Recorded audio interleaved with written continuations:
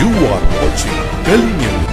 अभी भी आपने अनाउंस किया कि आप समाजवादी पार्टी में ज्वाइन होंगे। अभी पोजीशन ये लगता है कि एक बयान में दो तलवार है, तो आपकी वो घर वापसी हो गई। तो नेता के बीच में समाजवादी में रईस शेख का भी एक वर्चस्व है मुंबई महाराष्ट्र में, तो क्या रईस शेख को ऐसा लगेगा कि भाई यूसुफ अबरानी आ रहे हैं, यूसुफ अबरानी को एमएलए की टिकट नहीं मिली इसलिए यूसुफ अबरानी जो छोड़ के जा रहे हैं। ये देखिए आपने शायद कांग्रेस को छोड़ दिया। कांग्रेस को छोड़ने की वजह बताइए ना। वो कहावत है ना कि एक जहाज जब डूबता है तो सब में पहले पार्टी लाखों की थी। तीन बोले तो आप मैं उनका नाम नहीं लूंगा। बोलो ना अभी सुबह आप क्या बचा। नहीं मैं उनका, क्योंकि वो लोग सब लोग जानते हैं कि बिल बाकी है, सैलरी नहीं दी गई, तो इसमें तो आप भी शामिल हो। आप तो अभी छोड़ रहे हो, ये तो बिल और ये सैलरी तो पहले के। नहीं, मैं किसी को मैंने अभी तो आपने पहले से प्लानिंग कर ली। सईद खान मैडम, जेबा मैम, वो कांग्रेस, वो लोग कांग्रेस ही दोस्ताना चल रहा है। पीछे बैकग्राउंड में गाना बचेगा, ये दोस्ती हम नहीं छोड़ेगी। पार्टी किसी से अलायंस नहीं करेगी, किसी पार्टी से। हम 150 से लड़ेंगे। करके आपने कितनी बार को समाजवादी की टिकट कटवाया कि नहीं इनसे कभी जो है अलायंस नहीं कर। कांग्रेस की पार्टी है, सेक्युलर पार्टी है। भाई आप लोग आप हैं जो दूसरे अजीत दादा पवार की पार्टी में है, जो शिंदे ग्रुप की पार्टी में, उनकी बात क्यों नहीं कोई कर रहा है? वो नेताओं की बात कोई क्यों नहीं कर रहा है कि भाई ये मैं नाम लेने की बात करूँ, जैसे जिशान सिद्दीकी है, दूसरे बड़े नेता जो बाबा सिद्दीकी। अभी भी आपने अनाउंस किया कि आप समाजवादी पार्टी में ज्वाइन होंगे। हाँ, अभी ऐलान किया मैंने। मैं 15 को जा रहा हूँ, लखनऊ जा रहा हूँ, और इंशाल्लाह 16 को रिटर्न होने के बाद फिर आपसे बात करूँगा कि किस तरह काम शुरू करेंगे हम लोग।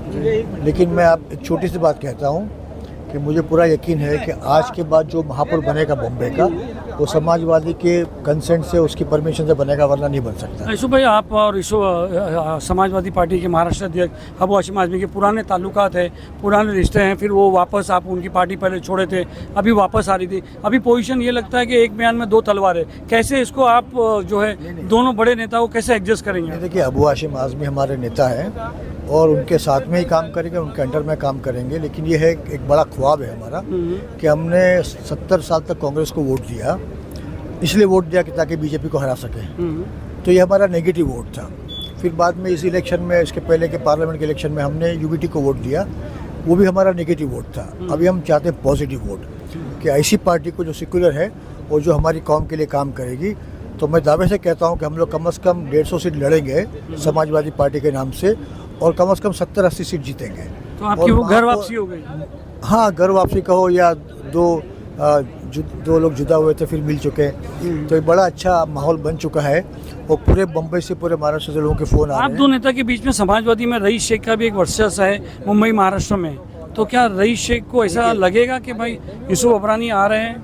नहीं, रईस शेख बहुत ही जुझारू नेता है, बहुत ही कामयाब एमएलए हैं, वो बहुत ही काम करते हैं। एक पूरा भिवंडी उन्होंने अपने कब्जे में किया है। तो हम हर जो लीडर है उसको पूरी आज़ादी दी जाएगी, वो अपना काम करे, पार्टी को और मजबूत करे, और कोई किसी का हक नहीं मारेगा। रईस शेख, उनका सेकंड टर्म है, 52,000 वोट से जीते हैं वो, तो उनका जो मुकाम है उनको कंटिन्यू रहेगा, बल्कि और आगे बढ़ेंगे। क्या वजह थी आपको कि कांग्रेस से आपने छोड़ दिया? क्योंकि बहुत उतार चढ़ाव आया, कुछ का ये कहना, कुछ का कि हमारा ये कहना है कि यूसुफ अबरानी को एमएलए की टिकट नहीं मिली इसलिए यूसुफ अबरानी जो है जो छोड़ के जा रहे हैं। देखिए, उनको लगा आगे फ्यूचर ही नहीं कांग्रेस में। मुझे अजीत पवार जी की तरफ से फ़ोन आया था, मुझे एकनाथ शिंदे की तरफ से फ़ोन आया था। मुझे वो लोग जो पोस्ट चाहिए वो देने को तैयार थे, गवर्नमेंट में है। मुझे चेयरमैनशिप भी ऑफर हुई थी। वो तो पहले भी आपको बहुत अभी 2-3 दिन पहले, तो पहले भी बहुत 2-3 दिन पहले की बात है, लेकिन मैंने मना कर दिया। तो एक बड़ा अच्छा शेयर है, मैं इंशाल्लाह वो याद करके आपको बता रहा हूँ कि मैंने वो ऑफ़र ठुकरा दिया। मैंने कहा नहीं, मैं अभी काम करूँगा तो कौम के लिए करूँगा, ज़िंदगी के आखिरी सांस तक। और जो खून पसीना एक करके हमारी कौम के ज़्यादा से ज़्यादा नगर सेवक आए हैं, और समझो 70-80 हमारा टारगेट है, उतने आएंगे तो बॉम्बे में शांति हो जाएगी, क्योंकि हर कौम का काम करेंगे वो। और हमारी समाजवादी पार्टी इंडिया की 3rd लार्जेस्ट पार्टी है, तो उसको वहाँ के हमारे एमपी, हमारे एमएलए भी यहाँ कैंपेन को आएंगे। हम लोग हर एरिया में, हर इलाके में पहुँचेंगे, मेंबरशिप ड्राइव शुरू करेंगे और ज़्यादा से ज़्यादा लोगों को हमारे साथ लेंगे। और मुझे पूरा यकीन है कि ये पार्टी का बहुत अच्छा फ्यूचर है, खास करके कॉर्पोरेशन इलेक्शन में। यही देख के आपने शायद कांग्रेस को छोड़ दिया। कांग्रेस को छोड़ने की वजह बताइए। कांग्रेस के देखिए, आप कई सालों से आपका 3/4 जो आपका जो मिनिस्टर, जो एमएलए थे, आप उसमें बने, माड़ा चीफ आप उसमें बने। अचानक वो कहावत है ना कि एक जहाज जब डूबता है तो सब में पहले जो चले जाते हैं, कमजोर लोग चले जाते हैं। कांग्रेस डूब चुकी है। आप देखिए कि जिस पार्टी के 22 एमएलए आते थे बम्बई से, उस पार्टी ने सिर्फ 11 सीट यही वजह है, यही वजह है। सुनिए 11 सीट कॉन्टेस्ट की और 3 एमएलए चुन कर आए। आज पार्टी की इतनी बुरी हालत है कि इलेक्ट्रिक बिल नहीं भरा गया पार्टी के ऑफिस का, कौन से ऑफिस का? एमआरसीसी का। जी। और दूसरा ये है कि वहाँ के जो स्टाफ है उनकी सैलरी नहीं दी गई, और जो लोग बाहर से इलेक्शन कैंपेन के लिए आए थे उनका होटल का बिल बाकी है। तो और तीन लोगों की ये पार्टी बन चुकी है, जबकि ये पार्टी लाखों की थी। 3 बोले तो आप मैं उनका नाम नहीं लूँगा। बोलो ना अभी सुबह, आप क्या बचा? नहीं, मैं उनका, क्योंकि वो लोग सब लोग जानते अरे बोलो ना हैं, सुबह। कांग्रेस का हर इंसान जानता है कि वो 3 कौन है। मैं बोलूँ आप हाँ या ना? नहीं, मैं इसमें कोई कमेंट नहीं करूँगा। अब उनको सबक सिखाने का वक्त आया है ना, तो मैं उनका नाम भाई एक छोटी सी बात है कि आपने कहा कि बिल बाकी है, सैलरी नहीं दी गई, तो इसमें तो आप भी शामिल हो, आप तो अभी छोड़ रहे हो। ये तो बिल और ये सैलरी तो पहले के हैं। देखिए जिम्मेदार जो लोग हैं, जो पोस्ट लेके बैठे हैं, जिनको ओहदा मिला है, जिनको टिकट मिली, जो इलेक्शन में कामयाब हुए, उनकी जिम्मेदारी बनती पार्टी को चलाने की। आज पार्टी के 90% लोग नाराज हैं। आप देखना, मैं तो सबको खींच लोगे आप? नहीं, मैं किसी को मैंने तो अभी तो आपने पहले से प्लानिंग कर ली है। अभी सईद खान मैडम, जेबा मैम, वो कांग्रेस, वो लोग कांग्रेस जो मेरे साथ आए हैं वो कांग्रेस में कभी थे नहीं। मैं तो कांग्रेस के जो लोग हैं इनसे एक से भी बात भी नहीं किया हूँ, न किसी को इंस्टिगेट किया, न किसी को शिकायत किया, न किसी को दावत दी। मैं चाहता हूं कि मेरे काम को देखकर और पार्टी के उरूज को देखकर लोग ज्वाइन करें।